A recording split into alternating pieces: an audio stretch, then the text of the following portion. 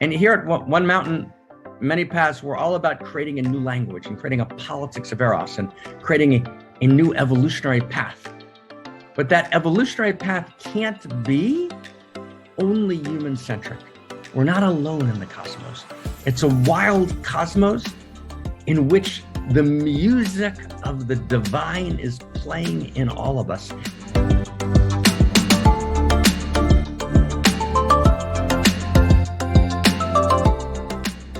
Friends, part of this story is the knowing, and it's a wild knowing, right? That we live in an intimate universe. And you can feel it, right? The synchronicities of reality are just the bare outline, right? The universe is in a constant process of making love. Meister Eckhart, all of reality is kissing in every second. What is an atom? An atom is an amorous aggregation, right? An atom is an allurement between separate parts that love each other at the level of matter, right? Love evolves from matter to life to mind, but it's a love story, right? Atoms are a love story. Molecules are a love story. Cells are a love story, and they're unique love stories. So we have this understanding that not only is reality a story, but reality is a particular kind of story, right? It's a love story. The universe colon a love story. It's an amorous cosmos. And that amorous cosmos, that cosmo-erotic universe, right? That intimate universe is not only the place in which we live, and this is not a declaration, this is the best understanding of the integrated sciences, but it's the best right? Let's just really get this. It's huge. It's the best understanding of the integration of all the leading validated insights from all of the sciences, interior and exterior, crystallized, not in a slogan, right? But in a second simplicity, right? A simplicity after the complexity, right? A heavily footnoted second simplicity. So you can actually I can actually open my body, my heart, and mind and trust this. Reality is not a fact, it's a story. Right? It's not an ordinary story. Right? It's a love story. Okay, it's a love story. But it's not an ordinary love story. It's not love which is exiled only to the human realm, right? It's love as the animating plot line of the story. Right? So we live in a love story. That's unimaginable. And your story is chapter and verse in the universe colon a love story. So I want to just notice with you that the word love and the word story are allured to each other. Can you feel that? It's a love story, right? Love story and story, they go together. The realization that my story is real, it has real value, and that it participates in a story of larger value is everything. And that the infinity of intimacy who knows my name, let me say that again, the infinity of intimacy who knows my name, right? The personhood of cosmos. You can call that personhood of cosmos the incessant personal creativity of cosmos. You can call it Christ, right? You can call it Atman and Brahman or one.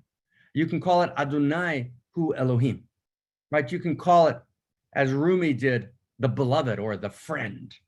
But it's the personhood of cosmos who participates with me in my story. And that's not a religious fundamentalist idea. That's actually the quality, the nature of cosmos itself, right? And that at the very core of everything is a love story which explodes, which flares forth in the first nanoseconds of the Big Bang. In those first nanoseconds, the love story, like all stories, generated by allurement, right? Parts are allured to each other. Explosions until the first stable relationships are formed. And those first stable relationships create new wholeness and new depth. Right? And then from that new wholeness and new depth, even greater, deeper, wider relationships. There's an evolution of love. We go from subatomic particles to atoms, which are allured to each other, forming new wholes. Atoms allured to each other, forming new wholes, molecules. Molecules, right, particular unique molecules allured to each other on specific dates, forming new synergies of wholeness, new constellations of eros, new configurations of intimacy. And then those macromolecules intensify their intimacy. And they awaken to even more wholeness and more depth and more love and more aliveness. We call those cells. And then cells, right? And at each stage, there's a crisis, and it's always a crisis of intimacy. So the cells run into a crisis of intimacy, the oxygen crisis, right? When single-celled organisms are almost wiped out on the planet and life almost comes as we know it to an end. And then evolution steps in, the incessant, ceaseless creativity of cosmos seeking greater depth and greater love. And we have multicellular organisms. There's this explosion. There's this new possibility. That's the story that we're participating in. Now, eros, love, doesn't remain static through the whole thing, right? Love evolves. So eros, love, this movement towards greater wholeness, this movement towards deeper intimacies, deeper shared identities with mutualities of pathos and mutualities of purpose and mutualities of value and mutualities of recognition, because that's what intimacy is, right? Intimacy equals. That's the intimacy formula of the interior sciences that we've put together, right? Which parallels E equals MC squared, right? In the exterior sciences.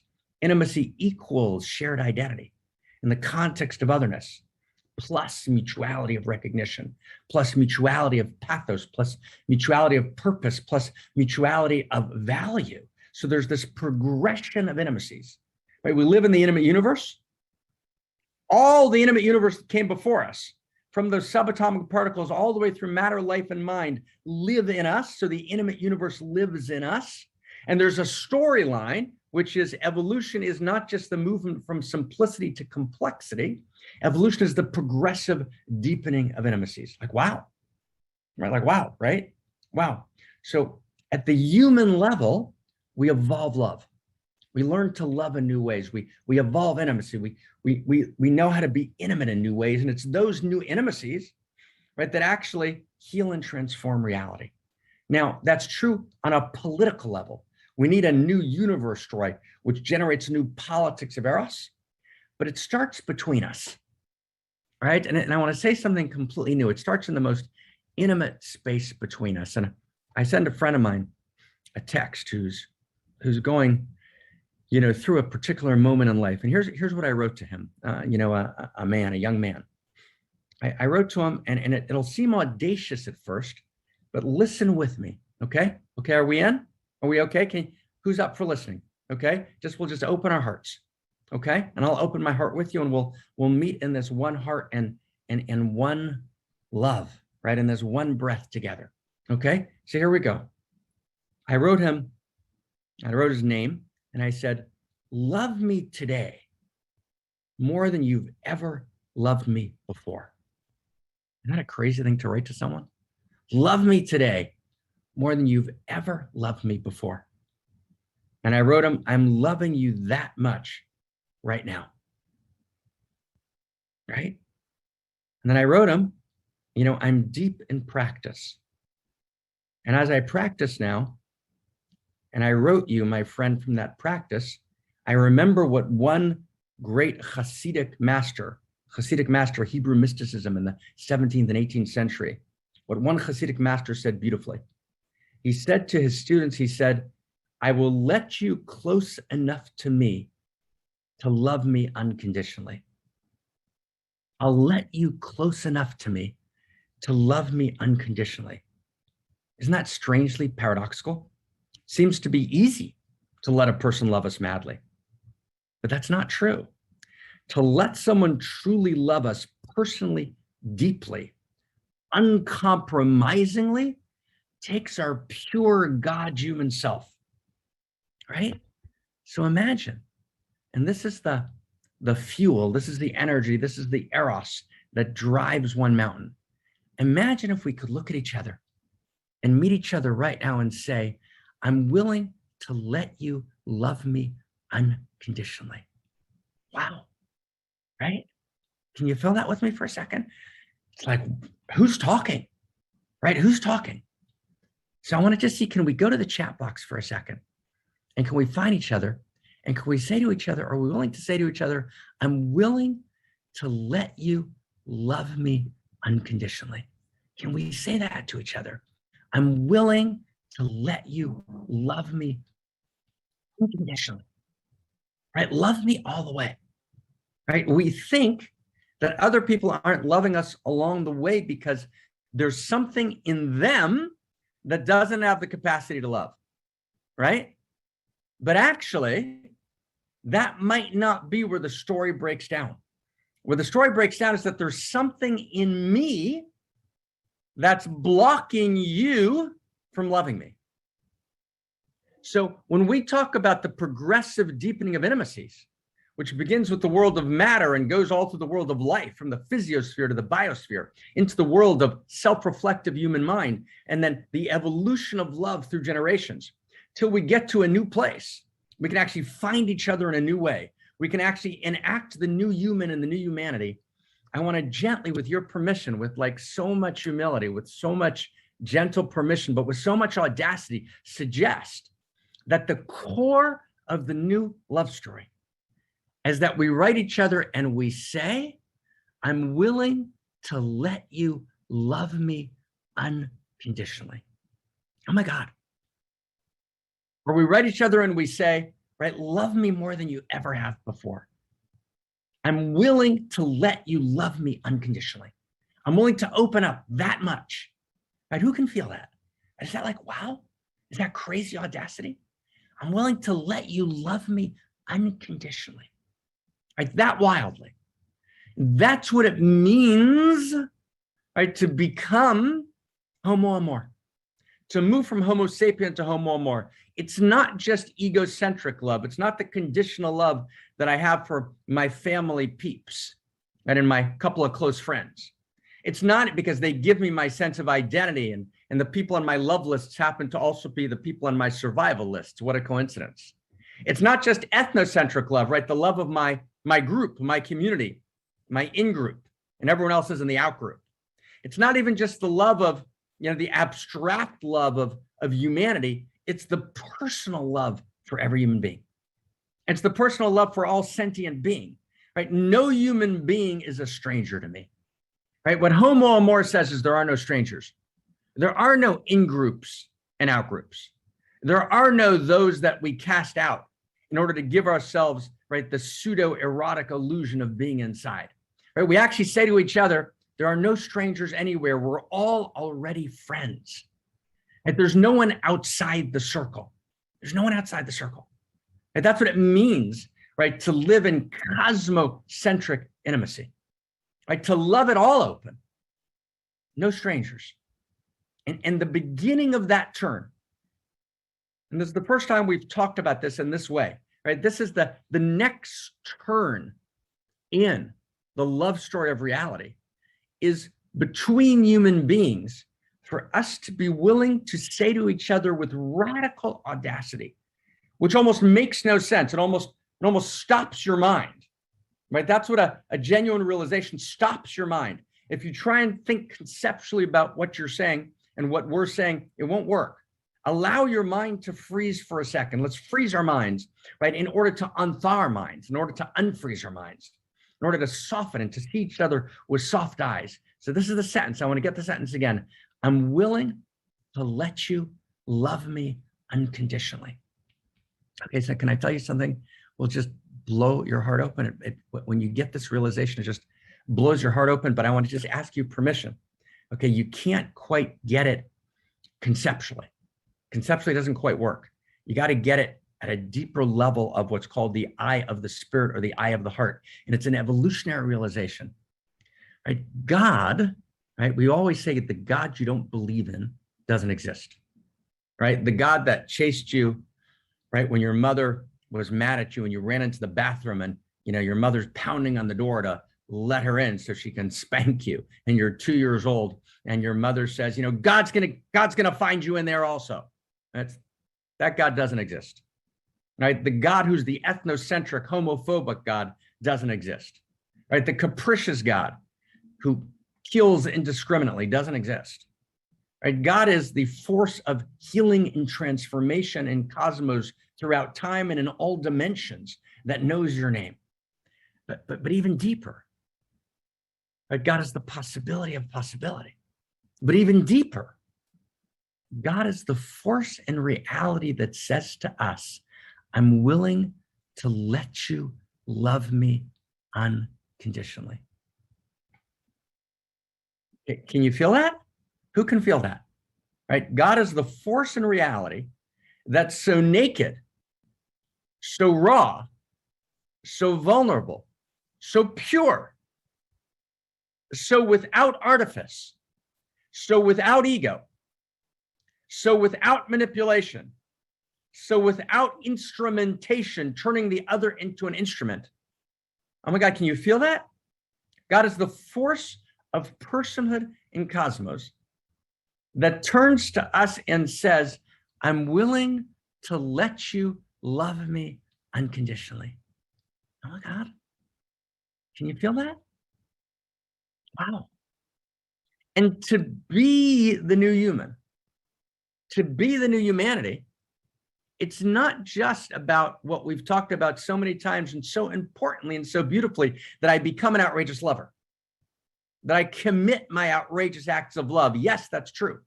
We're going to talk about that in depth in our next broadcast, in our next conversation. But now I want to, with permission, everyone, please, with permission, I want to invert it and just get the full wild audacity of it, right? To be your God self is to say, I'm willing to let you love me unconditionally, right? Right? Wow. I'm willing to let you love me unconditionally. I was like, wow. I'm willing to be that pure, that open, that true, that real. That's what a love story is, right? Love is the actual quality that moves cosmos. Love is real and the story is real. Wow. So we're going to turn now to the infinity of intimacy that knows our name. Right? To the power of cosmos that says, I'm willing to let you love unconditionally. And here at One Mountain, Many Paths, we're all about creating a new language and creating a politics of eros and creating a new evolutionary path. But that evolutionary path can't be only human-centric. We're not alone in the cosmos. It's a wild cosmos in which the music of the divine is playing in all of us, in which traces of transcendence live everywhere, in which rumors of angels abound. We're not by ourselves. Reality is an intimate universe, and the source of this universe, we can feel it in ourselves, is the infinity of intimacy that knows our name. The infinite desires to be intimate. And that infinite that desires to be intimate lives in you and lives in me, right? And your desire for intimacy is infinity's desire for a new intimacy through you. You can actually create a new quality of intimacy through living and being your unique self, your gorgeousness, your unique quality. And when you and I come together, and when you and you come together, and between you, you create a new quality of intimacy, you create a new God. And when you create that new God, then infinity experiences itself through you as a new intimacy. Right? That's the source code of the whole thing. And I know friends, right? Right? How many of you can feel this? I know it's deep. It's so deep. It's so deep, right? And I just like, I'm, if I can be like on my knees before you, like I beg you, like a beggar in the street. Right? Like a beggar in the street. Don't hear this conceptually. Let your conceptual mind drop and let your heart burst open. Right? I beg you. Right? Right? Here it is. Right? The infinity of intimacy turns to us and says, I'm willing to let you love me unconditionally. And then she says one more sentence. And I love you that madly and that insanely. And I'm willing to hold all of you. I'm willing to hold your holy and your broken. Hallelujah. Right? And rest in me. And then we turn as the infinity of intimacy to each other, and we say to each other, right? Oh my God, I love you madly, fully, outrageously. And I'm going to hold your holy and broken hallelujah. And you're part of my circle of intimacy, and no one's outside the circle. Right? That's the new chapter in the love story of reality that moves us from the rivalrous conflict governed by win-lose metrics in which everyone's a stranger, and I remain even a stranger to myself, split off from the one heart, split off from the one life, split off from the one breath as I remain a hollow man, a hollow woman, a stuffed man, a stuffed woman, gesture, right? Without form, paralyzed, right? No true motion, right? All feeling deadened, de-eroticized. But if I can move beyond that, I can open my heart. Oh my God, I open my heart. And with my heart, I know the truth, right? I'm a God self. My story infinitely matters. My story is chapter in verse in the universe, a love story. And my story is not, as my friend Maria Popova wrote this morning, auto-generated. My story is not a fiction. My story is not a capricious, desperate human bid to put together a tale told by an idiot full of sounds and furies, which really signifies nothing, but I'm going to make it signify something and pretend because that lends my life a heroic sense. No, that's not correct. The reason I experience the value and the infinite depth, and the reason every twist and turn in my story rips my heart open, is because my story matters. My story is a unique story of divinity. God lives a dimension of divinity infinitely and uniquely through me. I'm an individuation of the infinite. I'm God's unique intimacy, right? And when I'm God's unique intimacy, I become divine in that realization. And just like divinity turns to reality and says, oh my God, I love you madly. None of us is a stranger. And then God whispers in our ear, I'm willing to let you love me unconditionally.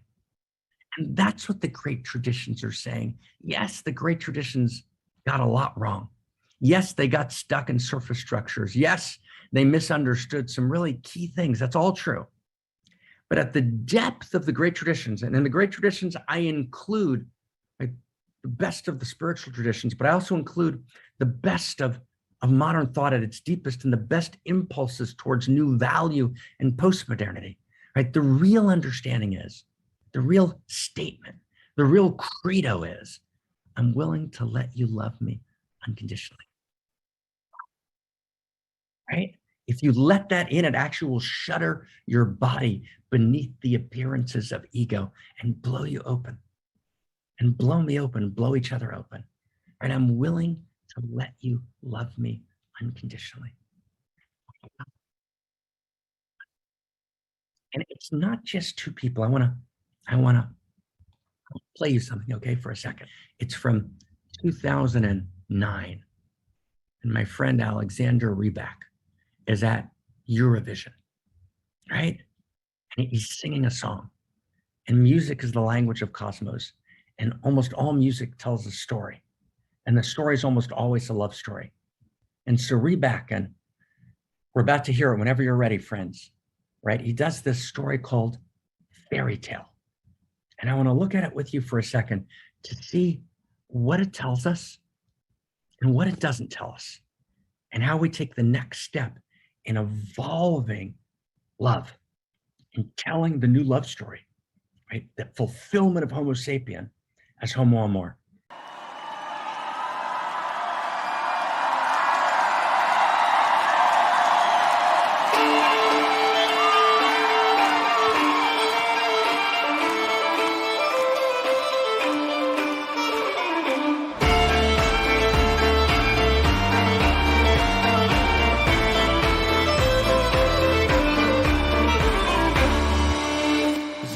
ago, when I was younger, I kinda liked a girl I knew.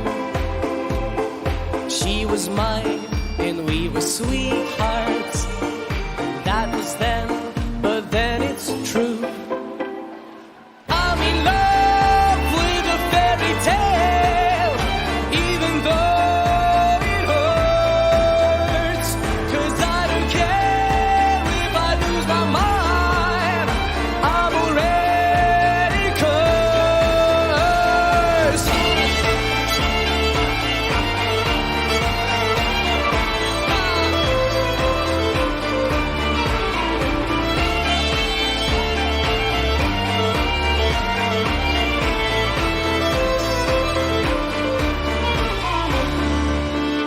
Every day we started fighting. Every night we fell in love. No one else could make me sadder, but no one else could lift me high above. I don't know what I was doing when suddenly we fell apart. Nowadays I cannot find her, but when I do, we'll get a brand new start. I'm in love with a fairy tale, even though it hurts. 'Cause I don't care if I lose my mind, I'm already cursed.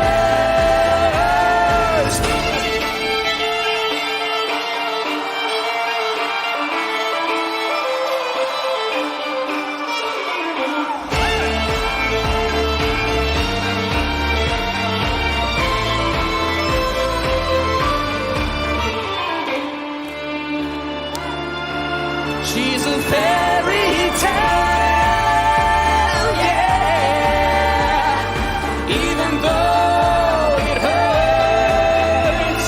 'Cause I don't care if I lose my mind, I'm already cursed.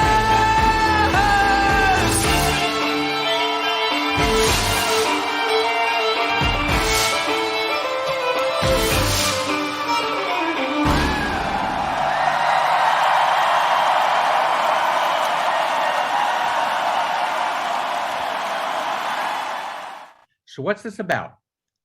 It's an incredible clip. Okay, can we find it, everyone? What's this about? So when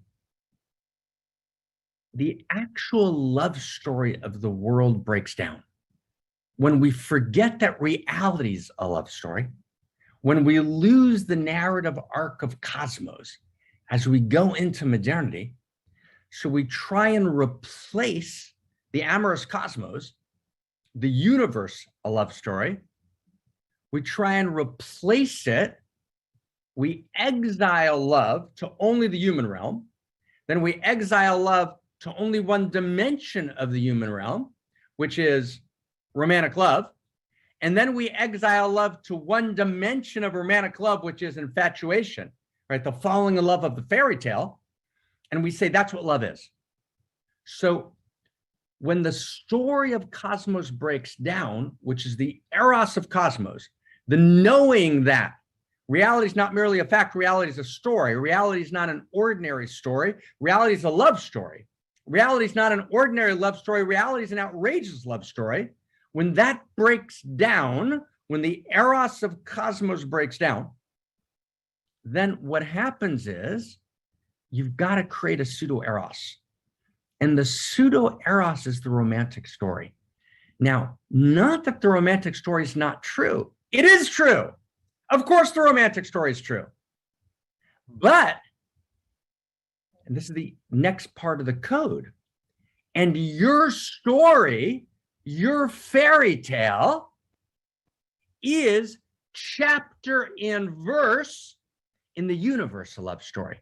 And that's what Alexander Rybak can't figure out. He's beautiful. He's gorgeous. Is he gorgeous? He's gorgeous. He's beautiful. Is that violin just kind of stunning? Oh my God. And do you see that kind of look in his eyes as he kind of plays there at the end? It's gorgeous. And it breaks down, right? Alexander himself, right, broke down. And he couldn't quite hold it. He didn't know where the thread of the story went. And he spent the last 10 years, right, trying to deal with addiction and all of its complexity and pain. Right. And about a year ago, checked himself in to try and actually find his way. Right. Because that moment, that high, that win-lose metrics on the stage in Eurovision was gorgeous, but it wasn't part of a larger story. Reback is gorgeous. And I actually would like to reach out to him and talk to him because, I mean, what a violin and what a human being. And it doesn't work. Let's look at the words. Right. Years ago, when I was younger, I kind of liked a girl I knew. She was mine and we were sweethearts. That was then, but then it's true. Right. I'm in love with a fairy tale, even though it hurts, because I don't care if I lose my mind. I'm already cursed. Right. That story can't hold. If your love story is exhausted by egocentric love, as gorgeous as it is, by you loving one person, and you're placing it all on that story.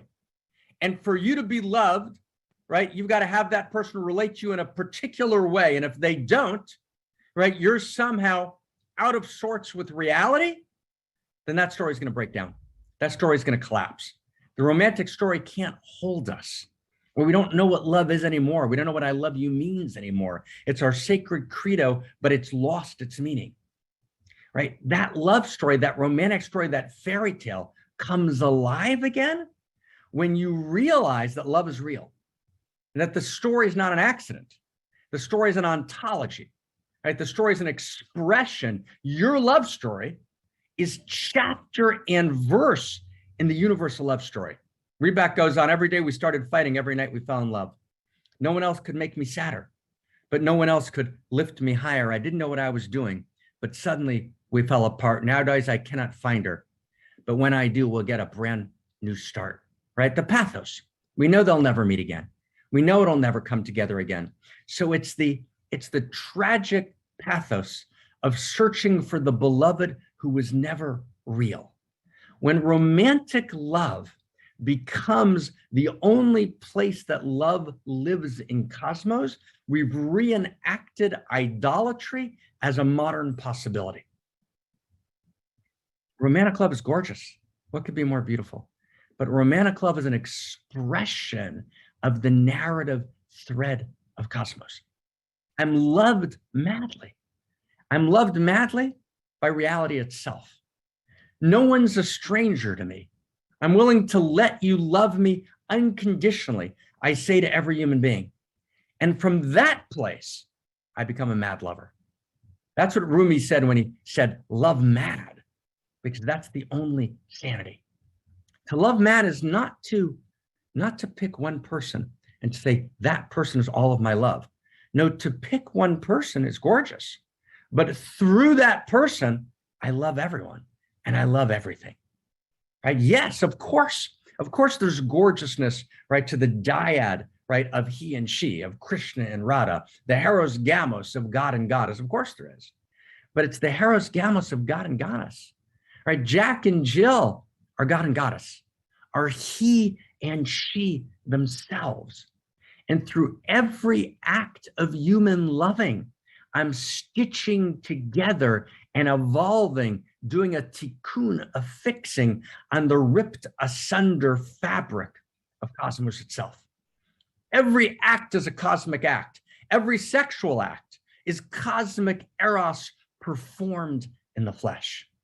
Every act of love, of outrageous love, right, is another chapter, another verse in the narrative arc of cosmos. Now, when you love that way, that's outrageous love, right? And that's an outrageous love story. See, what we've done today and what we're doing in these weeks is we're defining, what do we mean by an outrageous love story? What's the difference between an outrageous love story and a fairy tale?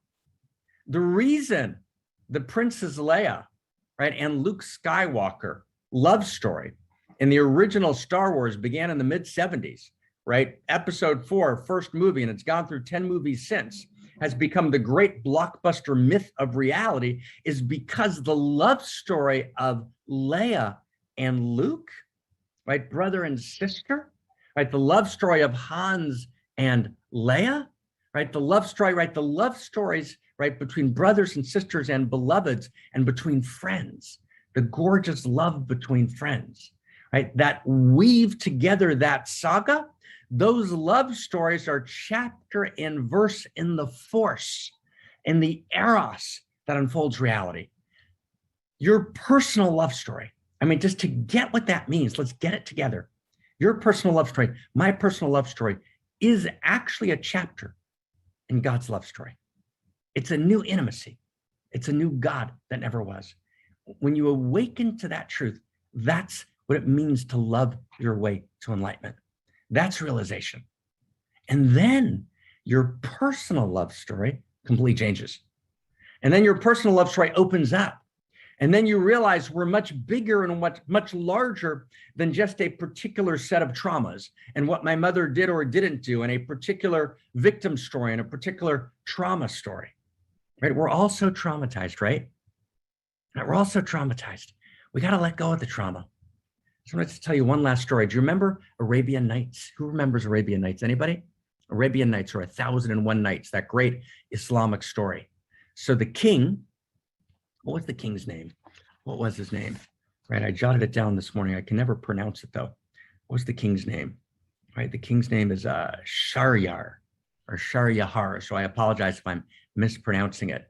So the king's first wife is quote unquote unfaithful, whatever that means in that story, right? And in the tragic pre-modern version of that story, and of course, you know, being faithful is beautiful and gorgeous, but she's unfaithful. And we don't know exactly what that means. We don't know what their covenant was, but he's devastated. He has her killed. And then what he does is he's so traumatized, right, by this constructed story in which he's been betrayed that he marries a virgin every night. He's with her for the night and he has her beheaded in the morning, right? That's Arabian Nights. And the king's visor has to find women of noble birth to bring to the king so he can be with them for the night, and he has them beheaded in the morning so they won't betray him. Right? You understand? That's who we've become, right? We're not willing to turn to someone and say, love me unconditionally, right? We're afraid to be that open because we don't want to be betrayed again, right? And every time we cry for all the times we've never cried before. And every small betrayal, we feel every betrayal, every time we've betrayed or been betrayed. Right. And so the king, he's not willing to feel that again. He doesn't want to be betrayed again. So he has mad passion with the virgin of noble birth at night and beheads her in the morning. Right. The violation of the feminine. Right. The violation of the goddess. And the visors run out of women of noble birth to bring to the king until his daughter, Scheherazade says, I'll go to the king. And the father's horrified. But she says, no, I'll go to the king. And there's nothing he can do. The king accepts her offer, and she goes to the king, and they make love, but the love is not discussed in the story. But she says, let me tell you a story in the middle of the night. Tell me a story. And she starts to tell him a story, and the story is gorgeous because Scheherazade was this great learned woman who knew the sciences and knew literature and knew poetry and knew music and knew the arts of laughter and the arts of love. She's the great courtesan of she. And she tells them the story, and as dawn comes, they're still in the middle of the story.